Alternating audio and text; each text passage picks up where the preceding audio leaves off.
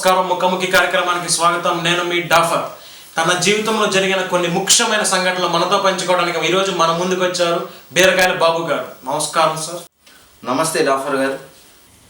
బాబురావు గారు, మీరు చాలా తెలివైన వారిని బయట అంతా చెప్పుకుంటూ ఉంటారు. దానిపై మీ అభిప్రాయం? అదంతా వాళ్ళ అభిమానం అండి. అంతేకాకుండా మీరు కడపలో పెద్ద రౌడీ అని కూడా అంటూ ఉంటారు. అది ఎంతవరకు వాస్తవం? అదేం లేదండి, అదంతా నేను నచ్చని వాళ్ళు చెప్పే చెత్త మాట. వాటి గురించి నేను పట్టించుకుంటాను. బాబురావు గారు, మిమ్మల్ని హార్వర్డ్ యూనివర్సిటీలో స్పీచ్ ఇవ్వడానికి పిలిచారంట, కానీ మీరు దానికి వెళ్ళలేదు. ఎందుకు సార్? పిలిచారు కానీ టైం ఎక్కడుందండి? టైం లేదు. ఓ, మీరు చాలా బిజీ కదా. ఓకే సార్, ఇంతకీ మీ ఎడ్యుకేషన్ క్వాలిఫికేషన్ ఏంటి? నేను ఒక మెడికల్ గ్రాడ్యుయేట్ అండి. ఎందుకు సార్? మీకు అనాటమీ ఫిజియాలజీ అంటే బాగా ఇష్టమా?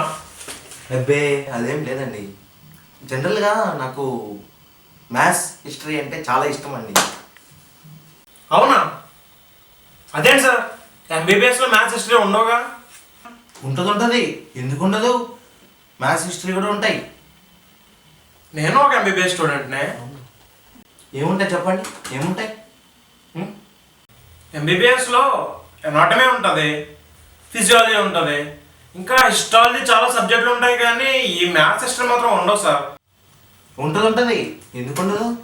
అది కాదండి, హిస్టరీ ఆఫ్ మెడిసిన్లో హిస్టరీ అనేది హిస్టరీయేగా, ఎందుకు ఉండదు? అవునా? హిస్టరీ ఓకే, అయితే మరి మ్యాథ్స్ కూడా ఉంటుంది అన్నారు.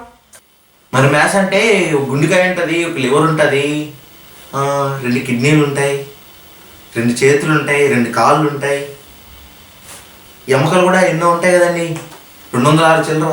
ఇవన్నీ మ్యాథ్సే కదండి. ఈ లెక్కలన్నీ మైండ్లోనే చేసేవాడిని అండి, క్యాలిక్యులేటర్ కూడా ఉపయోగించేవాడిని కాదు. ఇప్పటికీ గుర్తండి, ఏంటంటే మనిషి గుండెలో 4 గదులు ఉంటాయి. మీరు 10th క్లాస్ నుంచి ఇంతేనా? లేదు, నేను చైల్డ్హుడ్ నుంచి ఇంతే. లేదు సార్, ఇవన్నీ ఎంబీబీఎస్లో ఉండవు.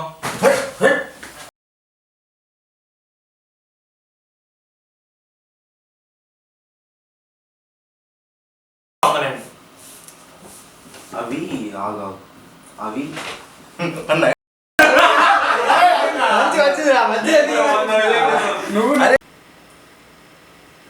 అది